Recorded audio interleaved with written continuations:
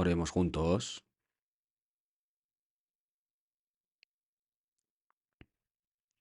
Dios Padre Santo y misericordioso que nos amas, en estos últimos tiempos que tú has determinado, este mundo se llena más de pecado y confusión. Y aun en medio de eso nos has llamado a la salvación y nos has dado la vida eterna y esperanza. Te agradecemos por esta gracia tan grande. También te agradecemos porque en esta hora nosotros, los redimidos por la sangre preciosa del Señor, estamos reunidos nuevamente ante ti para alabar tu gran gracia y amor, para aprender tu palabra y tener comunión en tu santa presencia. Te pedimos por nuestras iglesias en todo el país y por todas las iglesias del mundo y por los hermanos que están guardando su fe y predicando el Evangelio en medio de muchas dificultades. Acompáñalos, Señor, con tu gracia más abundante, con tu palabra y el poder del Espíritu Santo, para que puedan predicar tu Evangelio con valentía en medio de cualquier tribulación, y para que en el resto de sus vidas puedan cumplir tu santa voluntad y dar gloria a tu nombre. Guíales, por favor. Te rogamos que con tu mano misericordiosa sostengas a cada uno de nosotros para que ninguno se pierda ante ti, Señor. Señor, tú que nos enseñas el camino a seguir con tu palabra siempre en el momento oportuno. Ayúdanos a comprender bien tu palabra y tu santa voluntad que deseas revelarnos en esta hora. Todo esto hemos orado en el nombre de nuestro Salvador Jesucristo. Amén. Busquemos en la Biblia, busquemos San Marcos, capítulo 2.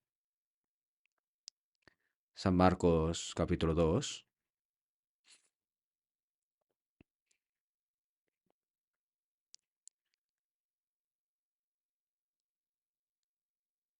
San Marcos 2, desde el 1 hasta el 12.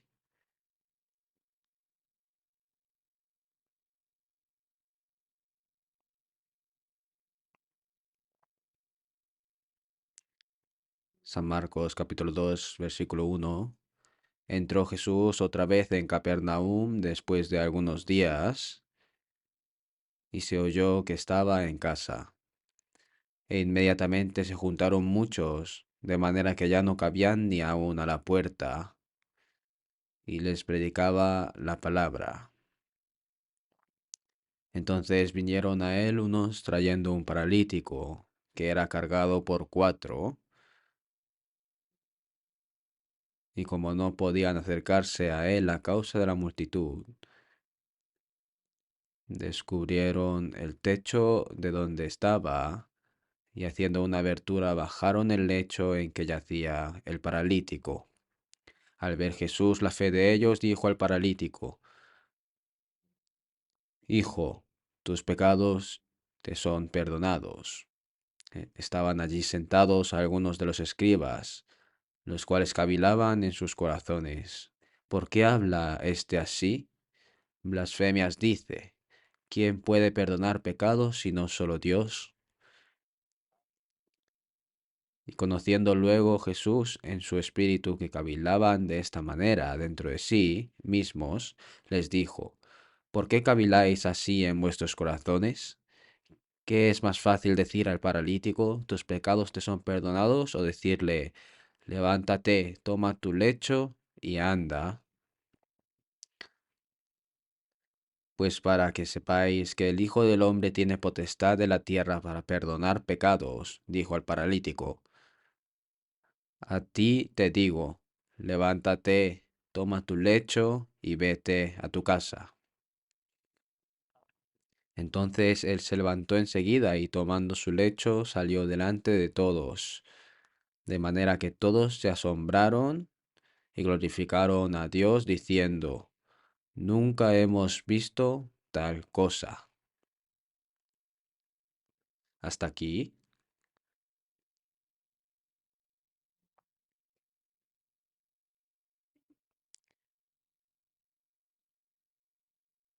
Es 2025 y ha comenzado un nuevo año. Creo que en el nuevo año haremos nuevas resoluciones, propósitos y planes, y todo lo haremos por el Señor y por el bien del Evangelio.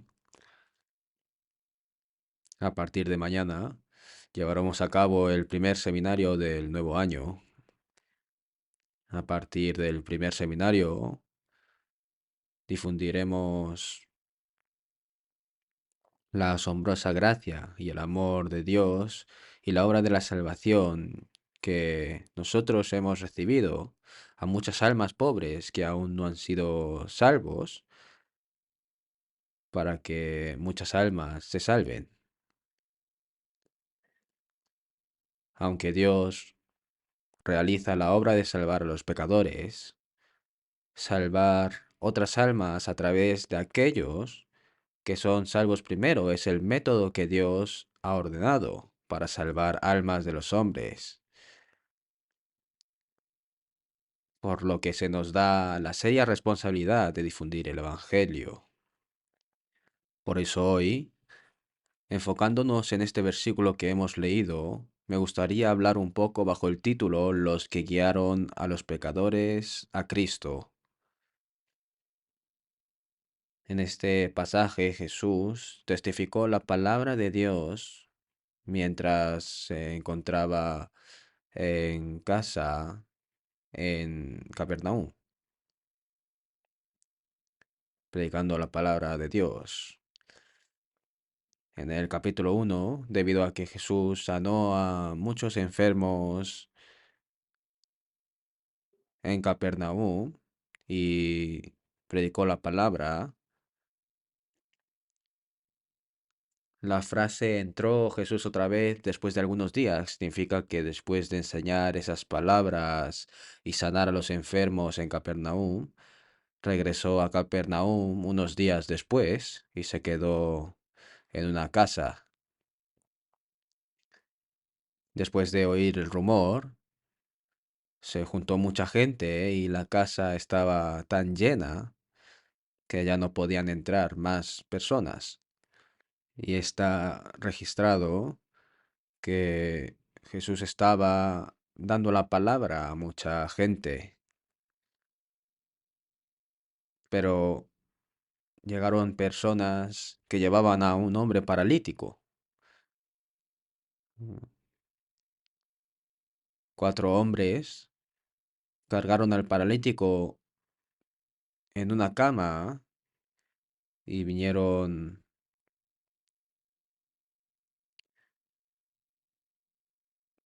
con ferviente anhelo de que el Señor no, lo sanaría. Mientras Jesús hablaba la palabra a la multitud, el paralítico estaba quieto, no podía moverse nada. Y esta persona estaba totalmente inmóvil. Era como un cadáver vivo. Lo único que podía decir era que todavía estaba vivo, ¿no? Pero no podía moverse. Esto es lo mismo que el estado del alma de una persona que no es salva. Y las almas de las personas no salvas están muertas en delitos y pecados. Así que aunque tengan alma, no, no pueden moverse. Sin embargo, los 4 hombres que llevaban al paralítico ya eran creyentes, creían en Jesús. Por eso tenían la fe de que si estas personas que creyeron en el Señor, primero, ¿no? Que escucharon la palabra del Señor y creyeron primero, le llevan ante el Señor, sería sanado. Tenían esa fe ellos. Por eso, como este enfermo no puede ir solo ante Jesús, Alguien tiene que tomarlo, ¿no? No solo llevarlo, sino cargarlo. Y es una gran suerte para este pobre paralítico que haya tenido eh, a- algún amigo o vecino que ha creído primero en el Señor.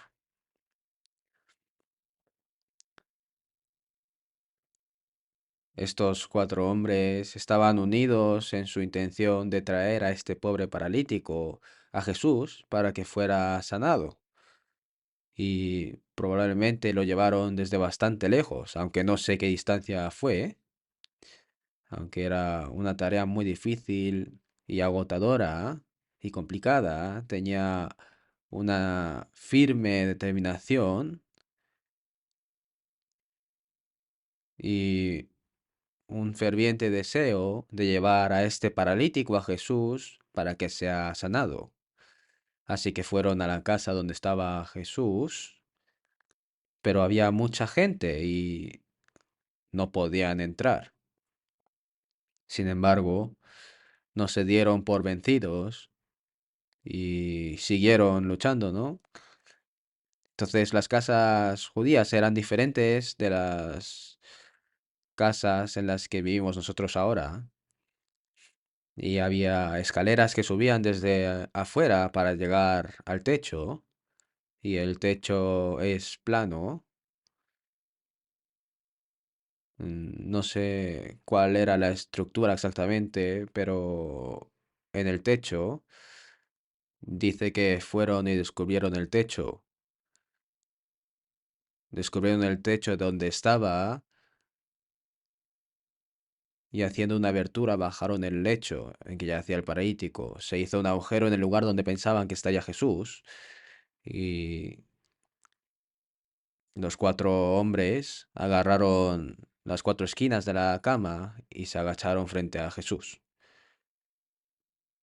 Cuando Jesús vio su fe, dijo al paralítico, Hijo, tus pecados te son perdonados.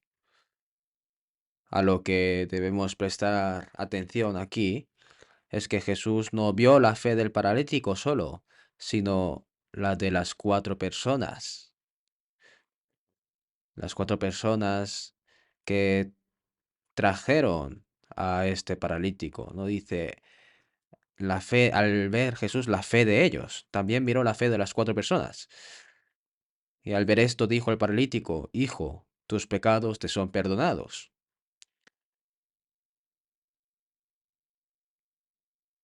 Si imaginamos esta escena por un momento, mucha gente habría pensado diciendo, vaya, ¿qué están haciendo estos?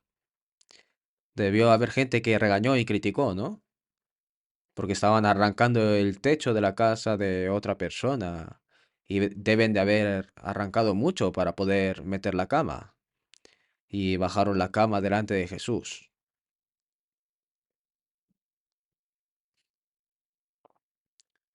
Pero a estas cuatro personas no les importaba todo eso, independientemente de si los demás les criticaban o no.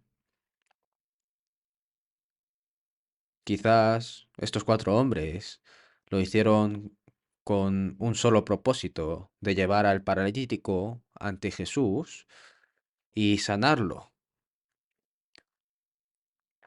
Creo que probablemente lo hicieron con la intención de disculparse con el dueño también, ¿no? Y reembolsarle por derribar el techo más tarde.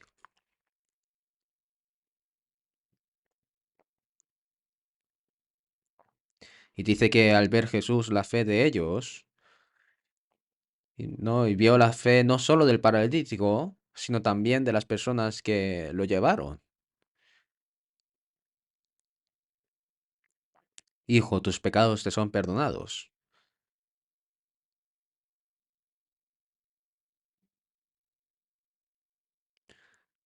Pero Lo que debemos pensar en este pasaje es que el paralítico no puede ir solo ante el Señor. Estaba como un hombre muerto, incapaz de moverse, por lo que tenía que haber alguien que lo llevara a Jesús. Y la lección que esto nos da es que para que aquellos que no son salvos puedan ser salvos, aquellos que sí han sido salvos primero deben trabajar duro y esforzarse para poder salvar a esas otras personas. Los que han sido salvos primero, a menos que una persona salva primero ame a otra alma y tenga un deseo sincero de guiarla al Señor y haga ese esfuerzo o sacrificio, entonces esa persona no puede ser salva. Esto nos enseña una lección muy importante. Y el método de Dios para salvar a las personas es que otras almas que han recibido la salvación antes, pues mediante sus oraciones, el amor y el trabajo de aquellos que han sido salvos primero, se salven. Dios quiere que sea así. Es a través de tales cosas que Dios revela su poder de la salvación. Por lo tanto, para que una persona sea salva, primero debe necesitar la ayuda de una persona salva. Quizás los 4 hombres que llevaban al paralítico no lo obligaron a venir, seguramente. En lugar de simplemente traer a la persona incondicionalmente sin decir nada, habría habido algo, así como decirle de antemano quién es Jesús y que Jesús puede sanar a cualquier persona enferma, despertando así la fe de este paralítico. Entonces, después de escuchar las palabras de sus 4 amigos, la persona paralítica debe haber tenido un ferviente deseo de ser sanado y una esperanza de que podría ser sanado. Para que un alma sea salva, primero debe haber un deseo sincero de ser salvo. Sin embargo, esto no sucede automáticamente, sino que sucede porque aquellos que fueron salvos primero difunden la palabra. Y en Romanos capítulo 10, versículo 14 y 15 dice, ¿cómo pues invocarán a aquel en el cual no han creído? ¿Y cómo creerán en aquel de quien no han oído? ¿Y cómo irán sin haber quien les predique? ¿Y cómo predicarán si no fueren enviados? ¿No? Jesús logró la expiación eterna en la cruz y nos salvó. Y aunque la obra esté completa, si no hay nadie que cuente este hecho, nadie podrá creer y recibir la salvación. Por eso, ¿y cómo creerán en aquel de quien no han oído? ¿Y cómo irán sin haber quien les predique? También, la persona que fue salva primero, como me envió el Padre, así también yo os envío, como nos dijo, ¿no? Antes de que seamos salvos, nacimos en este mundo para ser salvos. Y con la ayuda de los que fueron salvos primero, entendimos la gracia de Dios y fuimos salvos. Y ahora, para aquellos que han sido salvos, la misión más grande dada por el Señor es evangelizar a los demás. Por eso, el método de Dios para salvar a los pecadores es permitir que otras almas se salven a través de aquellos que han sido salvos primero. Por eso, para que una persona sea salva, el trabajo duro y los esfuerzos dedicados de la persona salva primero son esenciales. Por eso, El hecho importante y cierto es que nadie más puede ser salvo sin la ayuda de los cristianos que han sido salvos primero.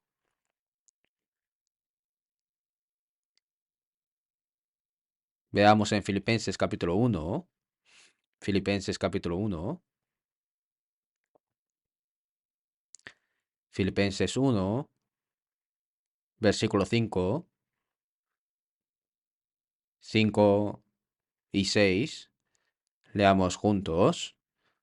Por vuestra comunión en el Evangelio desde el primer día hasta ahora, estando persuadido de esto, que el que comenzó en vosotros la buena obra, la perfeccionará hasta el día de Jesucristo.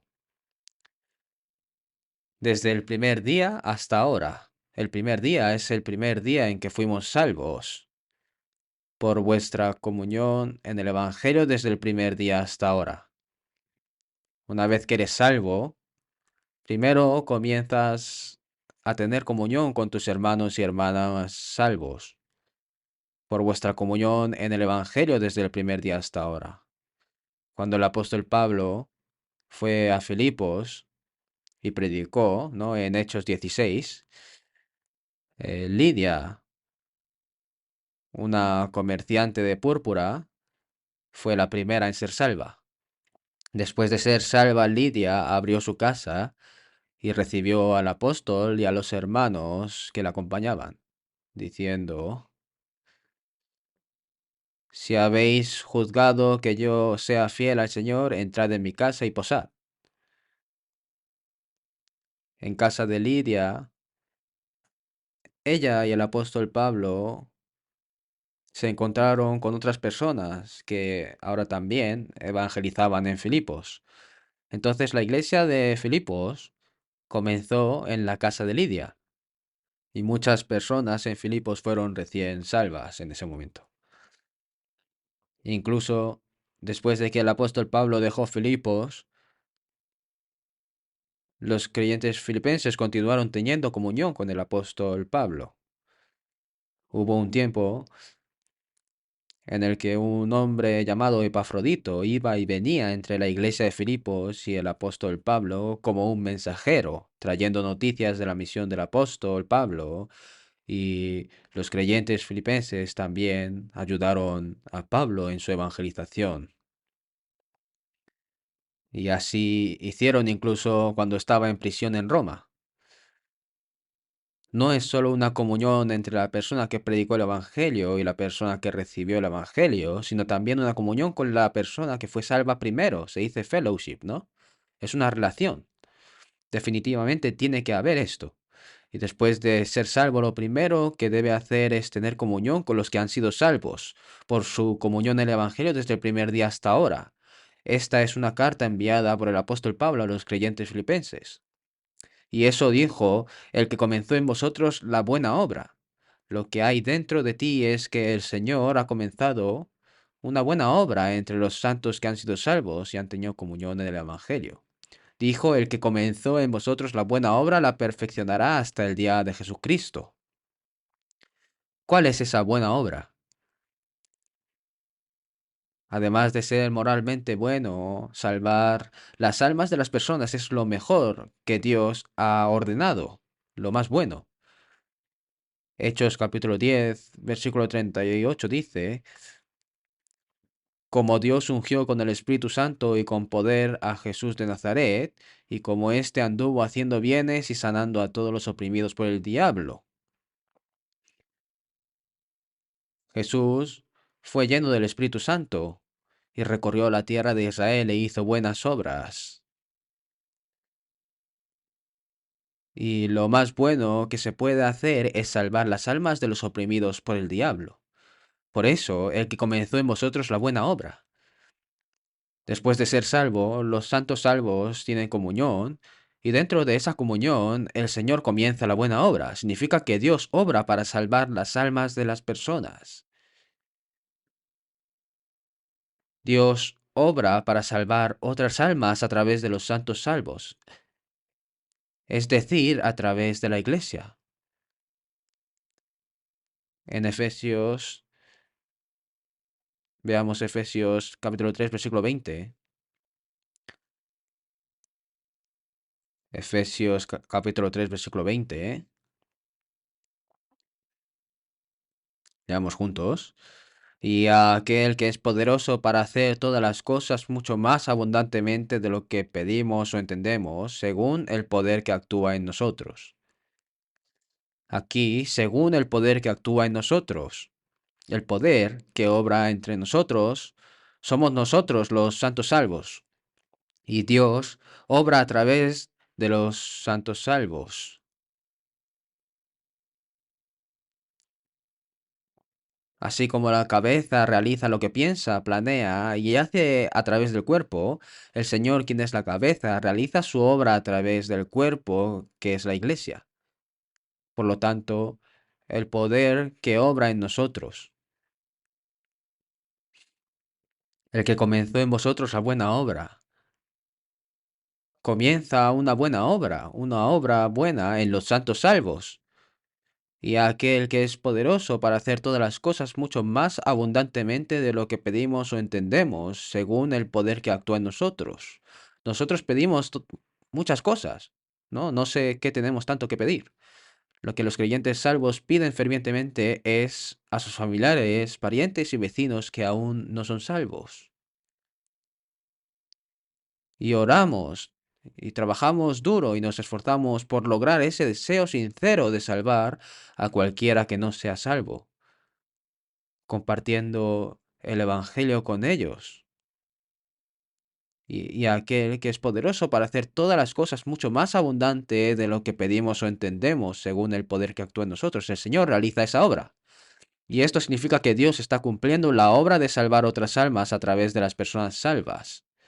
Si una persona salva no ora, no predica la palabra y no trabaja duro, ni hace nada para salvar a otras almas, entonces nadie será salvo.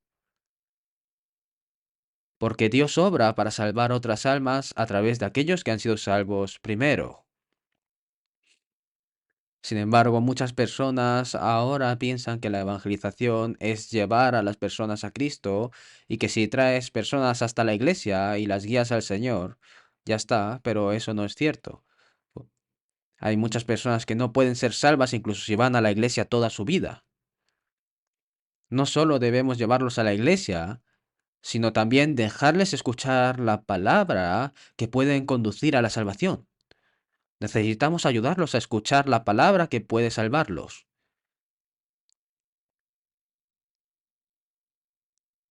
Llevar a las personas al Señor significa permitirles escuchar las palabras que pueden conducir a la salvación. En San Juan capítulo 4, versículos 28 al 30, había una mujer pecadora en Samaria que tuvo 5 o 6 maridos y ahora el que estaba no era su marido. Es una mujer con problemas. Pero esta mujer pecadora también esperaba la venida de Cristo y conoció a Jesús en un pozo en Samaria, y Jesús supo de inmediato que ella era una mujer pecadora y cuántos pecados tenía. Y Jesús comenzó a tener más sed de salvar al pecador que su sed física. Por eso, mientras hablaba con la mujer,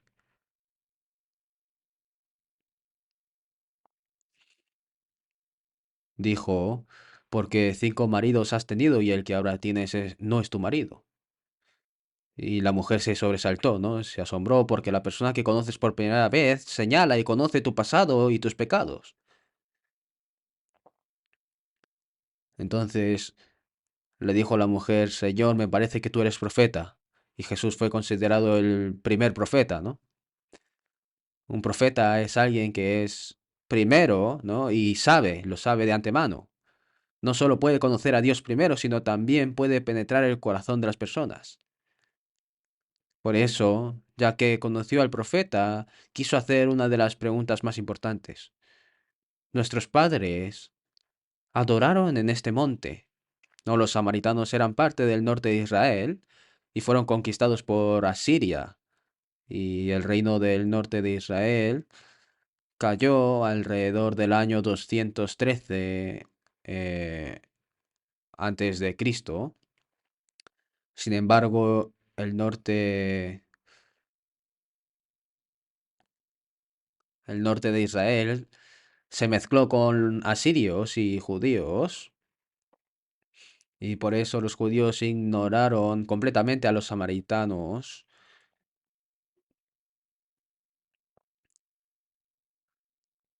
porque se mezclaron con los gentiles, ¿no? Dice que les trataban como perros y les ignoraban. Pero estos samaritanos construyeron un templo en el monte Gerizim y adoraron allí.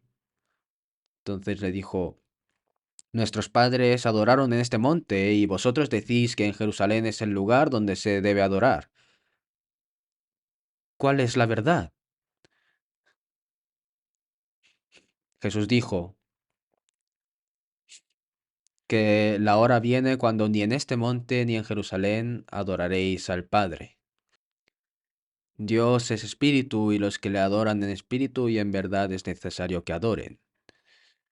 Y ahora la mujer samaritana dice: sé que ha de venir el Mesías llamado el Cristo. Cuando Él venga nos declarará todas las cosas. Y Jesús le dijo: yo soy el que habla contigo. Yo soy el Cristo. Al decir Jesús esas palabras, debe haber abierto el corazón de esta mujer samaritana. La mujer samaritana quedó asombrada y se dio cuenta de que aquel era Cristo. Luego dejó el cántaro de agua y otras cosas y corrió hacia el pueblo de Samaria, gritando como loca: venid, ved a un hombre que me ha dicho todo cuanto he hecho. Todo lo que hizo es pecado, ¿no? Ella escondía sus pecados y no va a buscar agua por las mañanas y por las noches cuando otros van a buscar agua. Es una persona solitaria que no puede ir a buscar agua cuando hace frío y va sola durante las horas calurosas, que nadie trata con ella. Y ahora, sin vergüenza, por los pecados que ha cometido, dice: venid, ved a un hombre que me ha dicho todo cuanto he hecho. ¿No será este el Cristo? Venid y ved.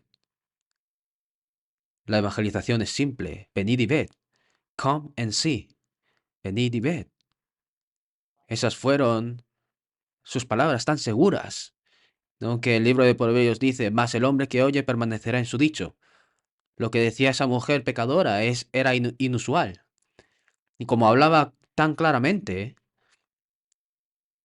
los samaritanos la siguieron y vinieron a Jesús.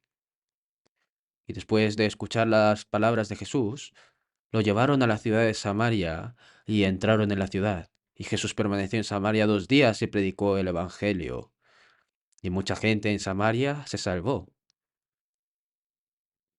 Ahora, aquí, a través de una mujer samaritana pecadora, muchas personas en el pueblo samaritano comprendieron el Evangelio y fueron salvos. Por lo tanto, es decisión de Dios que el Evangelio se difunda a otros a través de aquellos que han sido salvos primero, para que ellos puedan ser salvos. No importa quién sea salvo, si es una persona o cuántas sean. En Hechos capítulo 16, versículo 31, hay un carcelero en Filipos, un jefe de carceleros que guarda la prisión. Y los apóstoles Pablo y Silas fueron a Filipos a predicar y fueron capturados, golpeados por los judíos, despojados de toda su ropa y encerrados en un profundo calabozo. Y llevaban grilletes de hierro. Y la puerta de la prisión estaba custodiada por los guardias. Sin embargo, dice que Pablo y Silas oraron y cantaron alabanzas a Dios durante la noche. Y dijo que, aunque todo su cuerpo estaba destrozado y sangrando por los golpes y el dolor, estaba, estaba muy feliz de sufrir por el Evangelio del Señor. Y oraban y alababan. De repente se abrió la puerta de la prisión y todos los grilletes se rompieron y las personas que custodiaban la prisión dormían profundamente. Pero cuando el guardia el carcelero lo vio, se sorprendió tanto que las puertas de la prisión no estaban abiertas, ¿no? Porque pensó que todos los prisioneros debieron salir corriendo. Si un preso se escapa, la persona que custodia la prisión debe morir en su lugar. Por eso sacó su espada y trató de suicidarse, ¿eh? Y dijo, no te hagas ningún mal, pues todos estamos aquí. La puerta de la prisión se abrió y se abrieron todas las cadenas, pero no escaparon y todos estamos aquí, dijo. El carcelero estaba tan consternado y sacándolos les dijo, señores, ¿qué debo hacer para ser salvo? Era una pregunta para su alma, ¿no? Sabía que estas personas fueron enviadas por Dios. ¿Qué debo hacer para ser salvo? En aquel momento el apóstol Pablo dijo en Hechos capítulo 16, versículo 31, cree en el Señor Jesucristo y serás salvo tú y tu casa. Son palabras muy claras, ¿verdad? Cree en el Señor Jesucristo y serás salvo tú y tu casa. Ese día, este carcelero llevó al apóstol Pablo a su casa y lavó las heridas donde había sido golpeado, le preparó comida y lo curó. Y cuando todos en esa casa escucharon la palabra de Dios, hay un versículo que dice, y se regocijó con toda su casa de haber creído a Dios. Dios ha prometido que si una persona se salva, su familia, sus parientes y sus vecinos también serán salvos.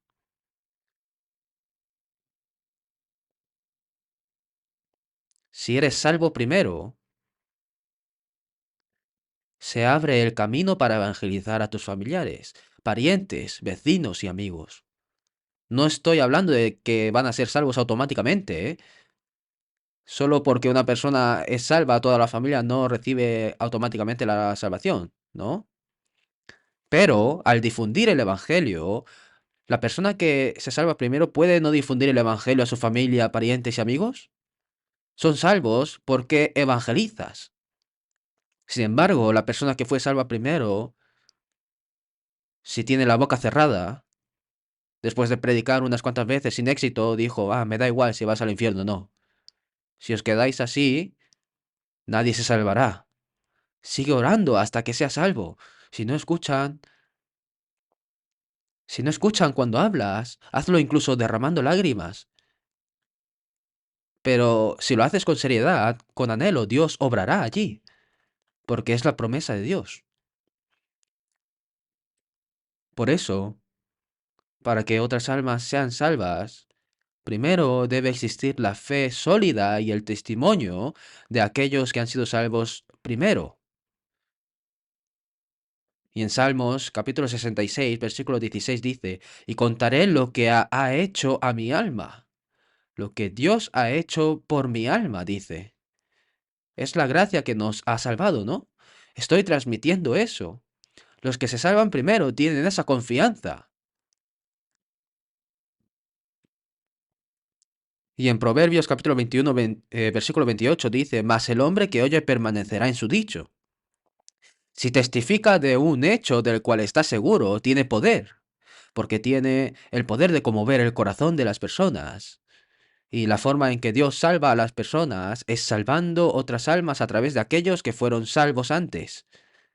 Por eso, primero que nada, una persona que ha sido salva debe tener un ferviente deseo de salvar a otros y guiarlos al Señor.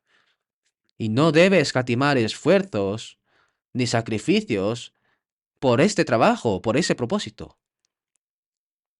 Si los que han sido salvos no oran bien para que otras almas se salven y no tienen un deseo sincero de salvarlas, no tienen un deseo de evangelizar y no hacen nada, nadie será salvo. Por eso, veamos en Proverbios capítulo 24.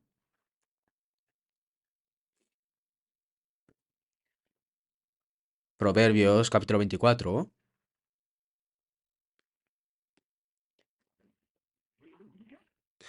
Proverbios capítulo 24, versículos 11 y 12.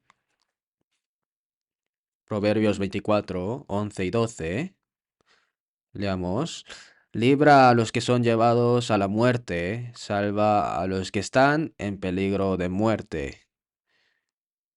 Porque si dijeres, ciertamente no lo supimos, ¿acaso no lo entenderá el que pesa los corazones? El que mira por tu alma, él lo conocerá y dará al hombre según sus obras. Los que son llevados a la muerte, dice. Las personas que no son salvas son arrastradas al infierno por el diablo. Libra a los que son llevados a la muerte. Salva a los que están en peligro de muerte.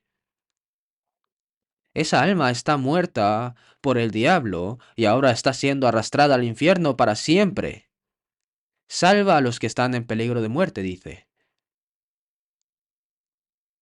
Esto significa ayúdalos a ser salvos. No lo dejes solo sin salvarlo. A eso se refiere. El apóstol Pablo dijo, ay de mí si no anunciar el Evangelio. Para la gente en el mundo, hacer cosas malas y cometer delitos es un pecado moralmente. Y puede que los cristianos no hagan cosas malas o delitos, pero en Santiago capítulo 4 versículo 17 dice, y al que sabe hacer lo bueno y no lo hace, le es pecado. Debe saber que debes hacer el bien, pero no hacerlo es pecado. El bien más bueno de todos es salvar las almas de los que están a punto de perecer, predicando el Evangelio. Eso quiere Dios. Pero los que se salvan primero cierran la boca y no dicen nada,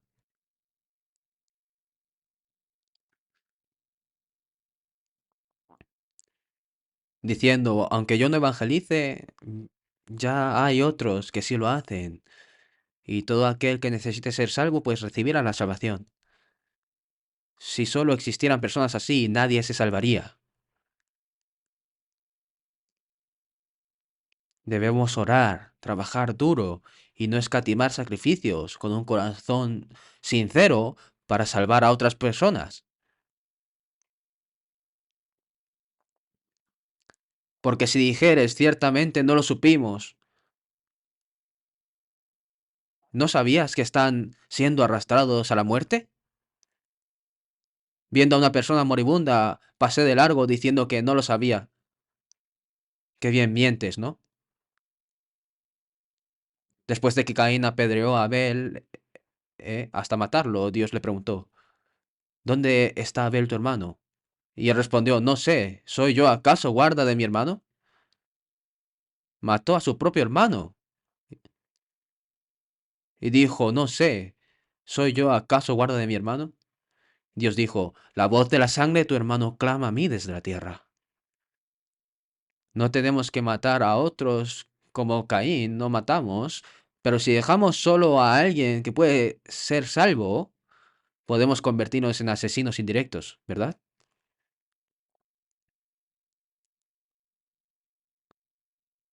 La voz de la sangre clama a mí desde la tierra.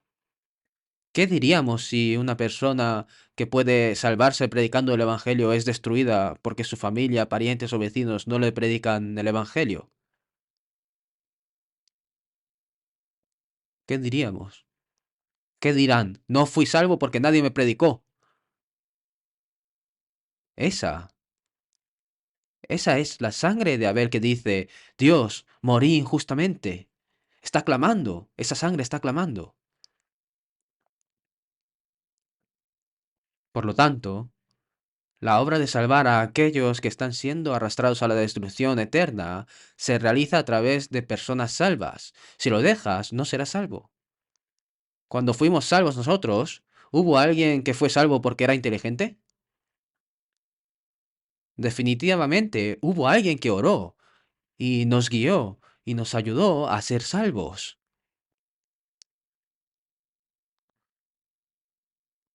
En San Marcos capítulo 2 versículo 5 dice, no cuando bajaron al paralítico sobre la mesa donde estaba Jesús, no saben lo sincero que fue su corazón, ¿verdad? Jesús no solo conoce el corazón del paralítico, sino también de los 4 hombres que lo llevaron. Y cuando vio la fe de ellos, dijo al paralítico: Hijo, tus pecados te son perdonados. La fe de ellos no es solo la fe del paralítico que yacía en la cama, sino también la fe de quienes lo llevaban. Lo que debemos pensar aquí es que cuando las personas salvas oran fervientemente, trabajan duro y se sacrifican con un corazón sincero para salvar a otros, debemos saber que Dios salva las almas de las personas a través de esa fe.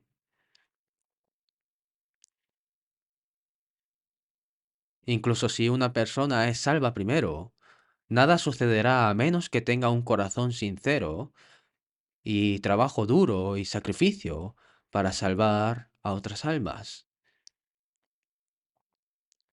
Dios no puede salvar a esa persona. Pero ahora, cuando Jesús vio la fe de ellos, dijo al paralítico: Hijo, tus pecados te son perdonados. ¿Qué anhelaba desesperadamente este paralítico cuando se presentó ante el Señor? Quería ser sanado, ¿no? Vino a Jesús para ser sanado.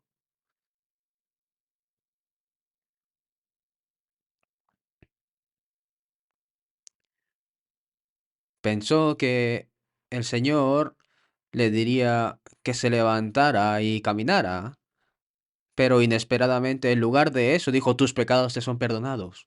Tus pecados te son perdonados. Y mucha gente busca al Señor, pero algunos ven los milagros de Jesús. Y cuando Jesús hizo pan y se los dio de comer, mucha gente siguió a Jesús para conseguir pan, para ser sanados. También les siguieron muchos. Sin embargo, Jesús no vino a sanar las enfermedades carnales de las personas, ni a resolver ninguno de los problemas carnales,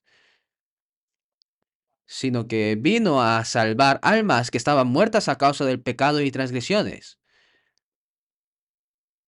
Y en San Juan capítulo 5 versículo 21 Jesús dice: Porque como el Padre levanta a los muertos y les da vida, así también el Hijo a los que quiere da vida. Esta es la obra de resucitar a los muertos. Ha venido a salvar a las almas muertas. Y una persona no puede salvarse del pecado mediante buenas obras o esfuerzos.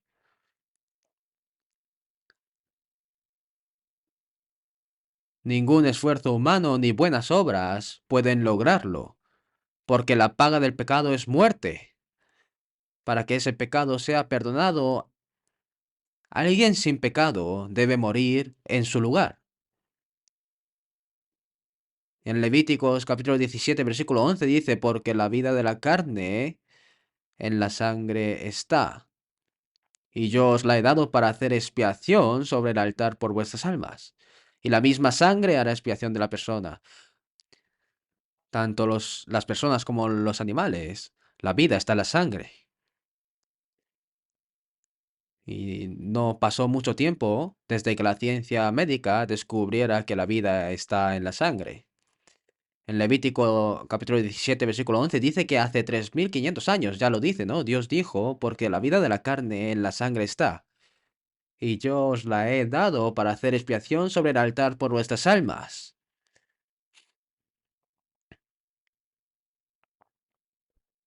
No la sangre de cualquiera, ni siquiera la sangre de machos cabríos, ni de becerros, sino la sangre preciosa de Cristo, el unigénito de Dios.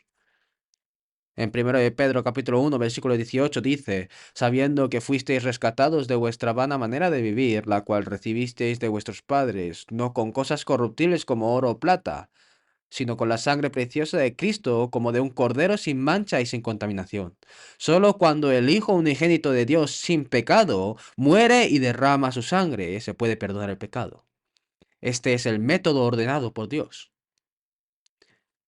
En Hebreos capítulo 9, versículo 12, y no por sangre de machos cabríos ni de becerros, sino por su propia sangre, habiendo obtenido eterna redención.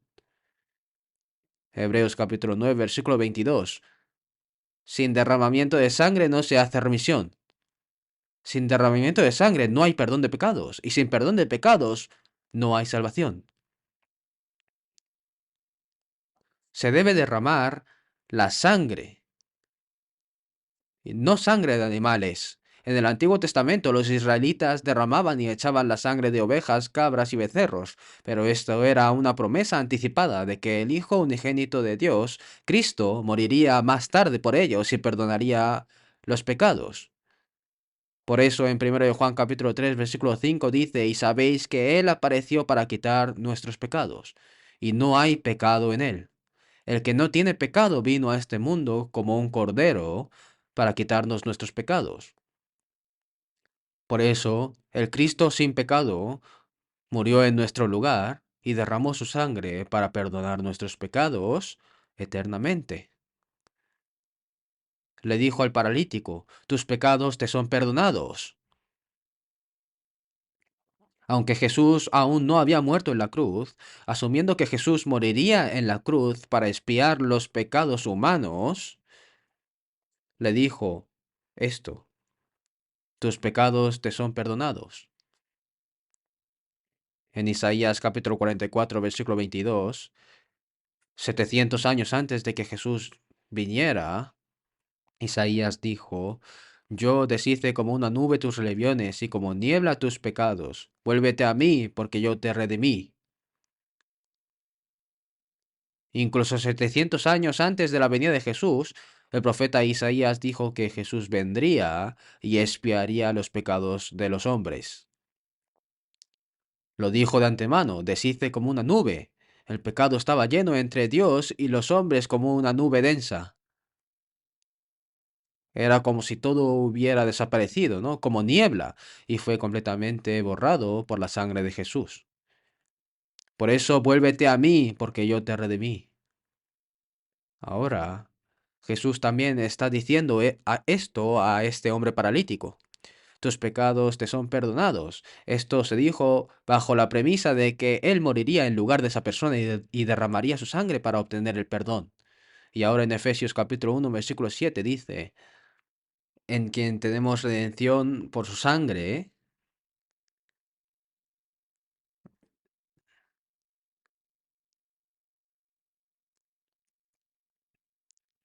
el perdón de pecados según las riquezas de su gracia. El perdón de pecados. El perdón de pecados según las riquezas de su gracia, dice, redención. Eso significa morir en lugar, ¿no? Se recibió la redención, es decir, el perdón de los pecados. Decir que tus pecados han sido perdonados o que has sido salvo es lo mismo. Así que nosotros también hemos recibido el perdón de nuestros pecados a través de la sangre de Jesús. Entonces, veamos en San Marcos capítulo 2 nuevamente, ¿eh? San Marcos capítulo 2, versículo 5. Al ver Jesús la fe de ellos, dijo al paralítico, Hijo, tus pecados te son perdonados.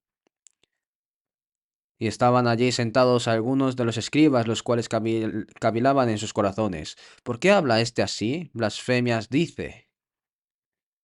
¿Quién puede perdonar pecados sino solo Dios?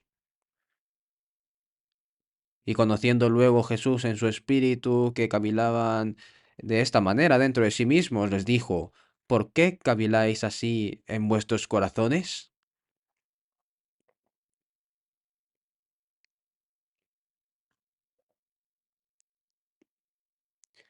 Como Jesús dice, tus pecados te son perdonados, estos escribas y legalistas que estaban ahí, cavilando en sus corazones sin hablar, ¿no? ¿Por qué habla este así? Blasfemias dice. ¿Quién puede perdonar pecados sino solo Dios? Están diciendo que está fingiendo ser Dios, ¿no? Blasfemia, dice. Jesús y sabe todo sobre ellos, ¿no? Su corazón. Jesús sabía en su corazón que los escribas pensaban así y lo juzgaban, y por eso le preguntó, ¿por qué caviláis así en vuestros corazones? Esta gente todavía no sabe quién es Jesús. En San Juan capítulo 10, versículo 30, Jesús dice, yo y el Padre uno somos. ¿Quién es Jesús? No es un hombre. En Filipenses capítulo 2, versículos 6 y 7 dice, el cual siendo en forma de Dios, pero él vino en semejanza de hombre, en semejanza de hombre, para salvarnos, se sometió a la voluntad de Dios hasta la muerte, incluso hasta la muerte en la cruz.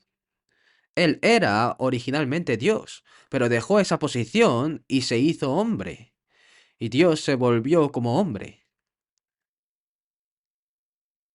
Felipe le preguntó a Jesús, Señor, muéstranos el Padre y nos basta. Jesús le dijo, ¿tanto tiempo hace que estoy con vosotros y no me has conocido, Felipe? El que me ha visto a mí, ha visto al Padre. Dios apareció en forma humana. A través de Jesús, el amor de Dios, la palabra de Dios, a través de Jesús, ¿no? El poder de Dios, a través de Jesús. Y Dios resucitó a los muertos, limpió a leprosos, abrió los ojos de los ciegos e hizo cosas que solo Dios puede hacer a través de Jesús, ¿verdad? Y también el poder de perdonar los pecados. Como los judíos aún no saben quién es Jesús, dicen, tus pecados te son perdonados. Y dicen, esto es una blasfemia. Es una blasfemia que una persona pretenda ser Dios. Según la ley del Antiguo Testamento, cualquiera que pretenda ser Dios debe ser apedreado hasta morir. Y Jesús dijo, ¿por qué caviláis así en vuestros corazones?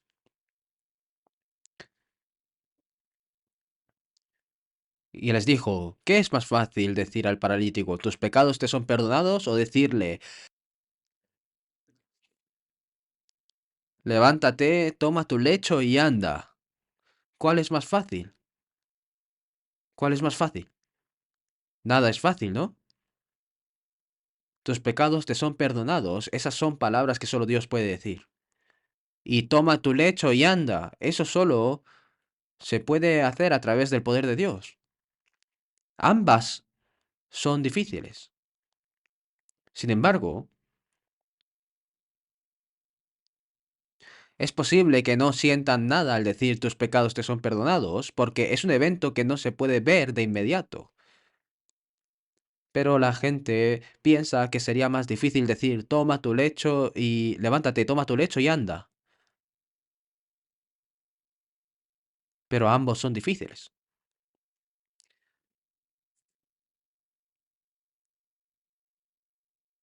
Pero dijo las palabras que nadie podía decir, y en el versículo 10, pues para que sepáis que el Hijo del Hombre tiene potestad de la tierra para perdonar pecados, dijo al paralítico, a ti te digo, levántate, toma tu lecho y vete a tu casa. Entonces él se levantó enseguida y tomando su lecho, salió delante de todos, de manera que todos se asombraron y glorificaron a Dios, diciendo, nunca hemos visto tal cosa. Nunca hemos visto tal cosa. No sé por qué este paralítico enfermó tan gravemente, pero pudo haber cometido algún tipo de pecado, ¿no? Que le hizo enfermar. Y todo el dolor y sufrimiento que sufre el ser humano es resultado del pecado. Y en el capítulo 5 de Santiago dice, ¿está alguno enfermo entre vosotros? Llame a los ancianos de la iglesia y oren por él, ungiéndole con aceite en el nombre del Señor. Dice, confiesen sus pecados y oren unos por otros. Dice, dado que el pecado puede causar enfermedades y otros dolores, es importante recibir primero el perdón de pecados. Confesaos vuestras ofensas unos a otros y orad unos por otros, para que seáis sanados. Entonces, lo que Dios hace es primero perdonar los pecados y luego sanar las enfermedades físicas. Porque Jesús no vino a solucionar los problemas carnales, sino a salvar el alma de las personas. Como ofrenda de expiación, Jesús murió como un cordero para expiar los pecados del hombre.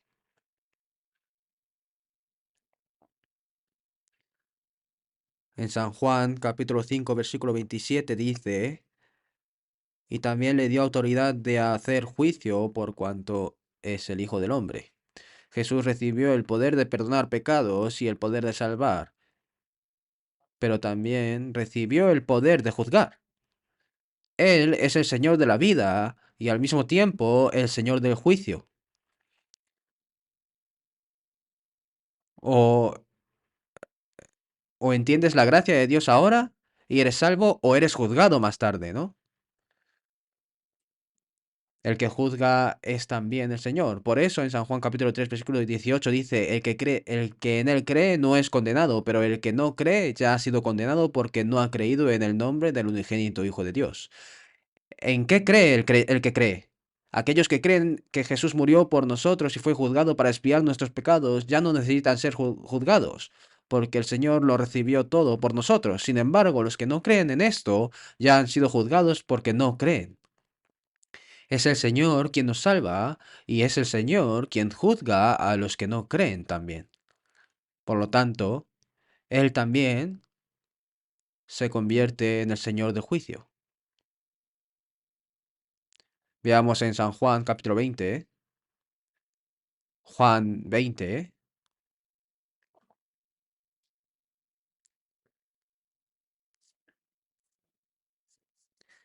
San Juan capítulo 20.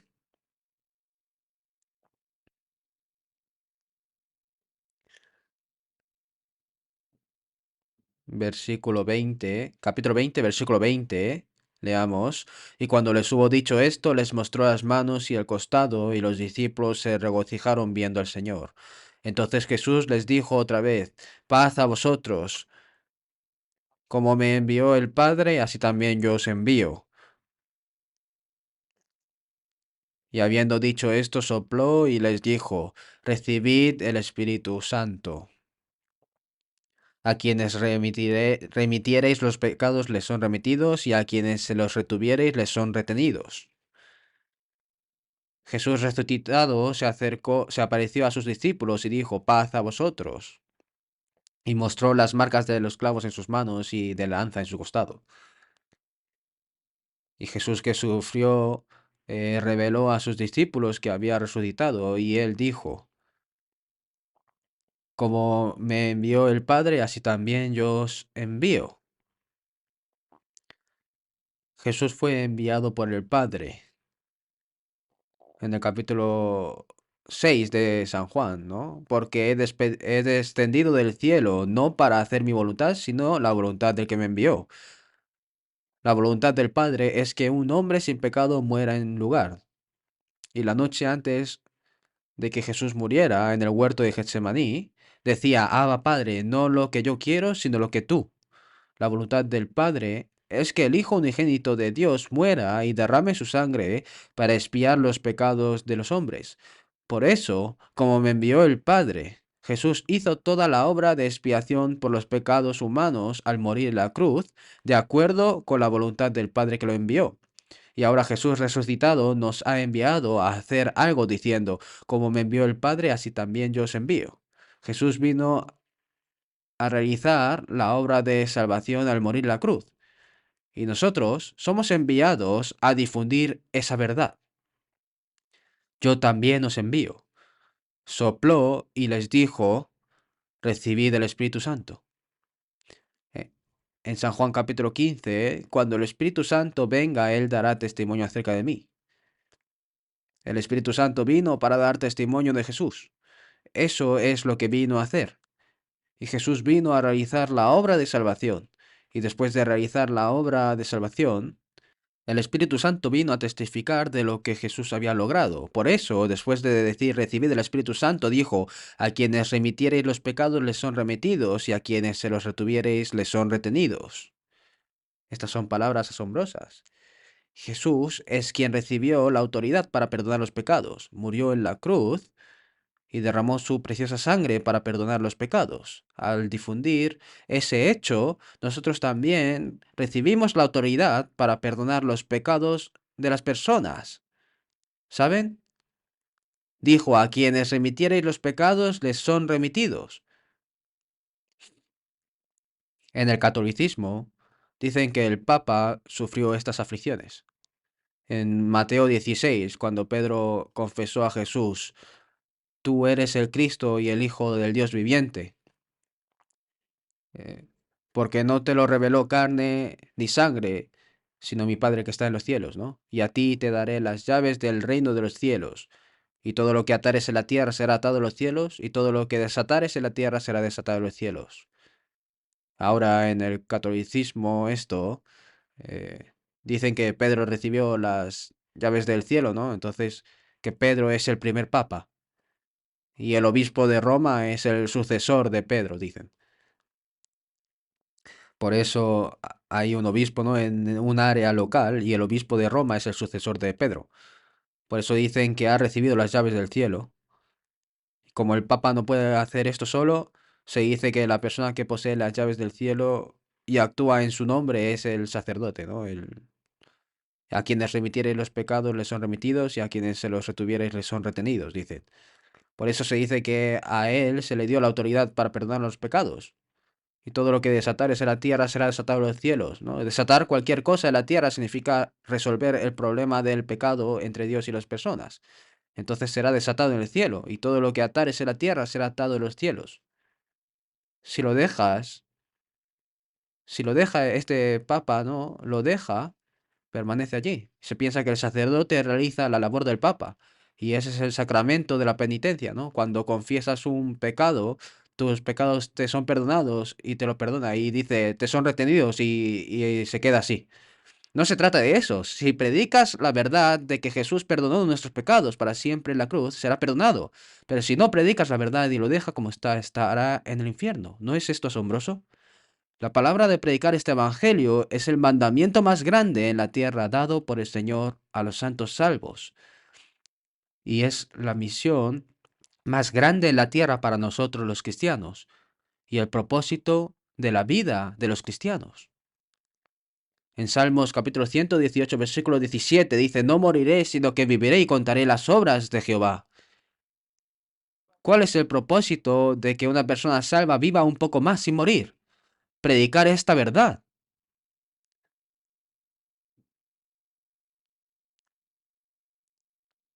Después de que Jesús le dijo al paralítico, tus pecados te son perdonados, él le dijo, levántate, toma tu lecho y anda. Esto, en realidad, demostró el hecho de que Jesús tiene el poder de perdonar los pecados.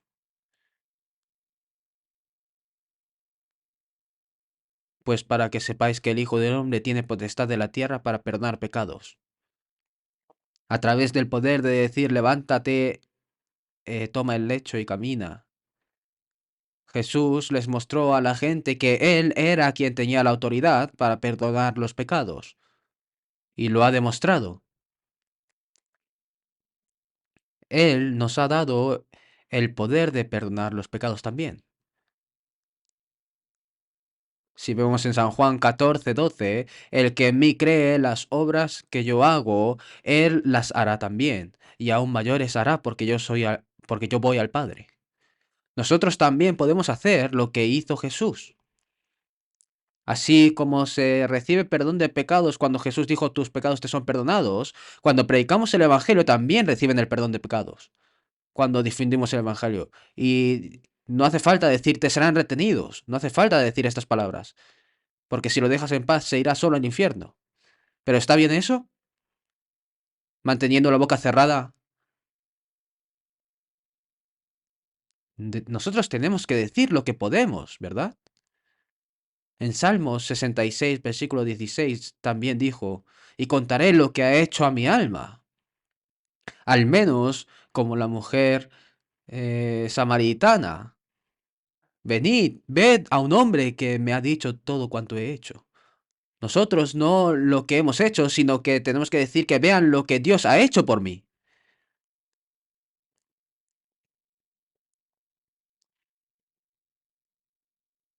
Y después de que los discípulos de Jesús conocieron a Jesús por primera vez, Andrés dijo a Pedro y a los otros discípulos,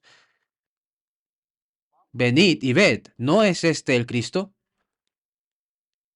Venid y ved. Podemos evangelizar de forma sencilla lo que Dios ha hecho por mi alma, si lo predicamos con claridad. Mas el hombre que oye permanecerá en su dicho. Mueve el corazón de la gente. Los no creyentes nos están vigilando. Nosotros decimos, somos salvos, nacidos de nuevo y tenemos esperanza en el cielo.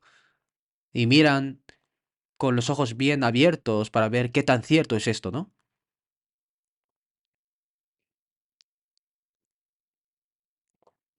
A ver cómo vive, ¿no? Una persona salva.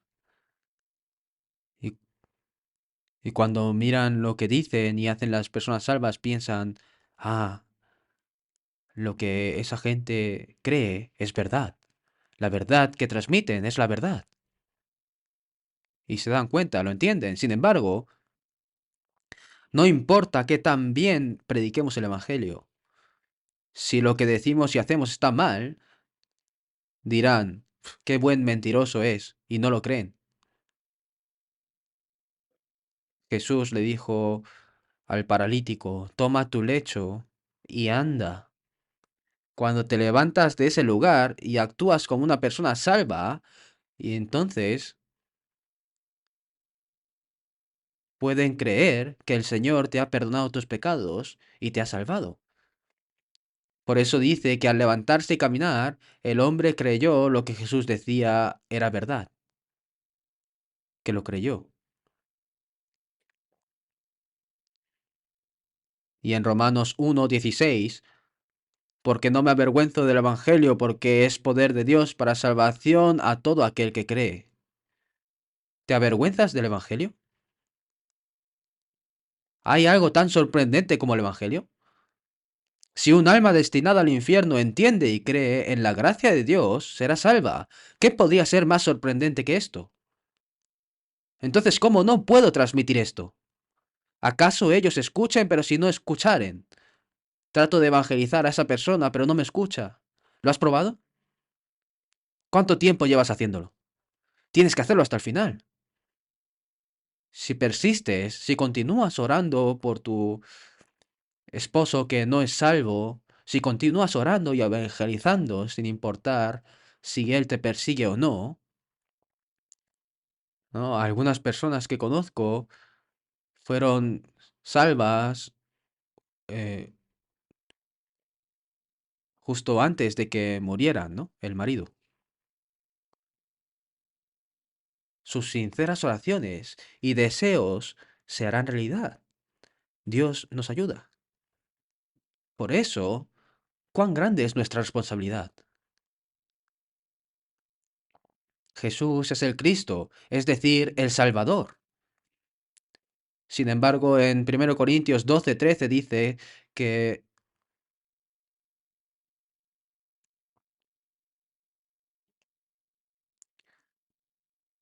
que una persona salva es otro Cristo, otro Cristo.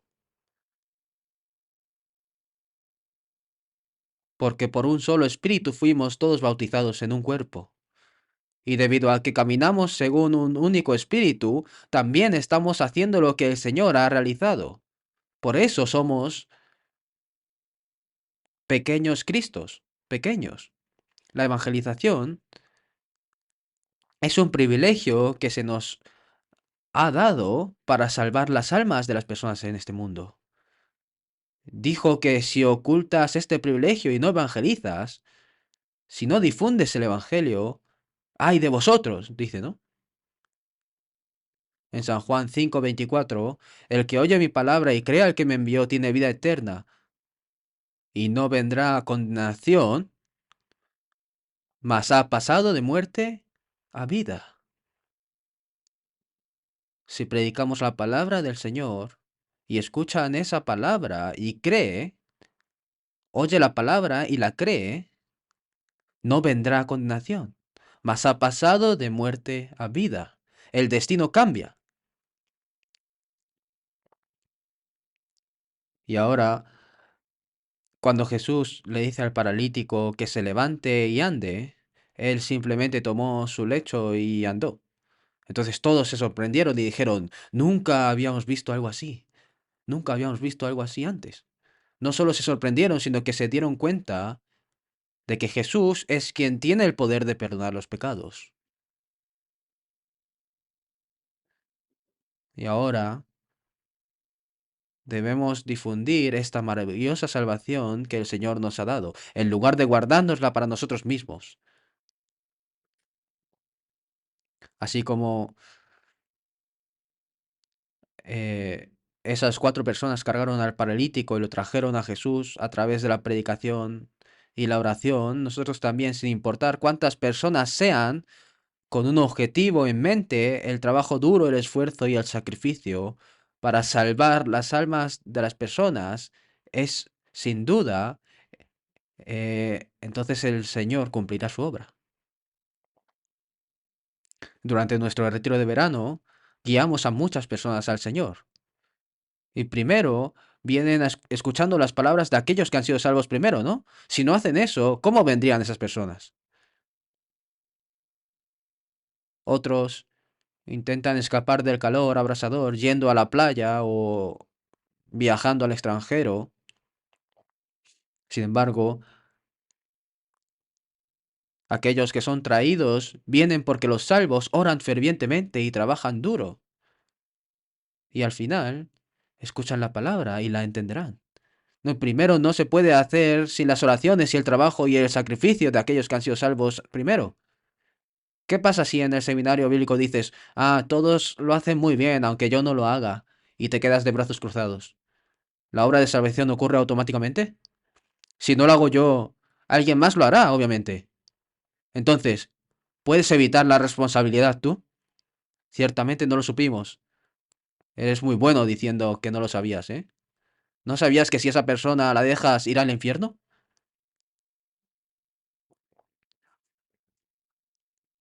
Y ahora también, esta vez, decidamos de antemano por quién vamos a orar, ¿no? Y evangelizamos a nuestro alrededor, como si lleváramos a este paralítico, ¿no? Igual que esto, debemos llevarlos ante el Señor para que puedan escuchar su palabra y ser salvos.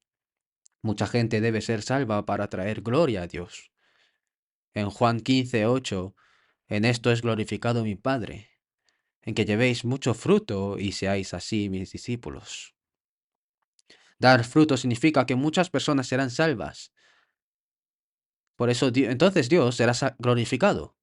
Y la evangelización trae gran gozo y gloria a Dios cuando muchas almas son salvas. Y esa es la prueba de que somos discípulos de Cristo. No solo un discípulo de Cristo de palabras, sino un discípulo de Cristo que hace lo que Cristo hace. Se trata de obedecer, hacerlo tal cual, ¿no? De esta manera, espero que trabajen juntos para que muchas personas también puedan salvarse esta vez. Oremos juntos. Padre misericordioso, te agradecemos porque tuviste compasión de nosotros cuando estábamos lejos de ti, en pecado, y aun cuando no te conocíamos, tú nos amaste primero, y por la sangre preciosa que el Señor derramó al morir en nuestro lugar, perdonaste eternamente nuestros pecados. Gracias porque tu Espíritu Santo nos ha permitido comprender esta maravillosa gracia y hemos recibido la salvación por la fe. A nosotros, los que fuimos redimidos por la sangre del Señor, ayúdanos para que en el resto de nuestras vidas podamos cumplir la misión de predicar este Evangelio que nos encomendaste, dedicando nuestro tiempo, nuestro talento, nuestro recurso y fuerza para guiar las almas perdidas hacia ti. Te pedimos que bendigas este seminario que está por comenzar para que muchas personas se salven y que sea un gozo y gloria para ti, Padre. Y ayúdanos a los hermanos salvos para que trabajemos y cooperemos juntos para esta gran obra y esta santa obra de Dios. Encomendamos todo en tus manos poderosas y oramos en el nombre de nuestro Señor Jesús. Amén.